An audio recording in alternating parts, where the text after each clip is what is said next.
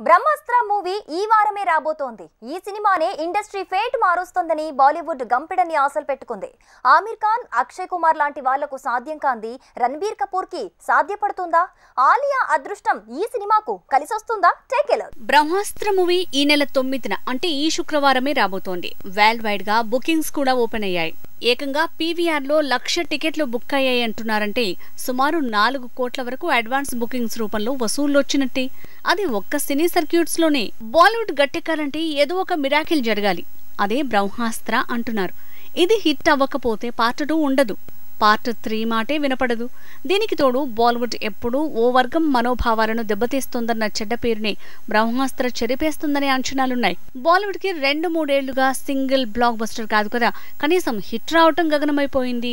ఎప్పుడూ బీటౌన్ ని ఆదుకునే అక్షయ్ కుమార్ ఈ ఏడాది 4 ఫ్లాప్లతో షాక్ ఇచ్చాడు. బచ్చన్ పాండే, పృథ్వీరాజ్, రక్షాబంధన్, కట్ పుత్లీ ఇలా వరుసగా ఒకటిని మించి మరోటి disaster.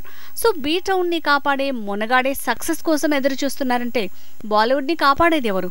Mister perfect Aamir Khan కూడా థగ్స్ ఆఫ్ హిందుస్థాన్, లాల్ సింగ్ చడ్డా అంటూ 2 వరుస డిజాస్టర్లతో ఢీలా పడ్డాడు. సో తను కూడా ఏం చేయలేడని తేలిపోయింది. ఖాన్లు, కపూర్లు ఇలా అంతా ఫెయిల్ అవుతుంటే సీన్ లోకి south Indian star Vijay Deverakonda వచ్చాడు.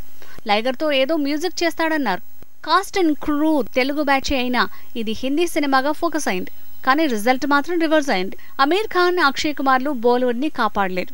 విజయ్ లైగర్ గట్టెక్కలేడు. ఇక మిగిలింది ఆలియా. మొన్నే డార్లింగ్స్ అంటూ ఓటీటీలో హిట్ కొట్టింది. అంతకుముందు RRR తో దేశాన్ని కుదిపేసింది.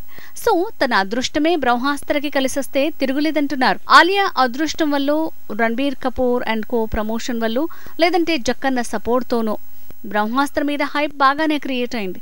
ఇక మిగిలింది ఏదైనా ఉంటే ఈ సినిమాను కంటెంటే కాపాడాలి. అదే మరో 2 రోజుల్లో తేలబోతోంది.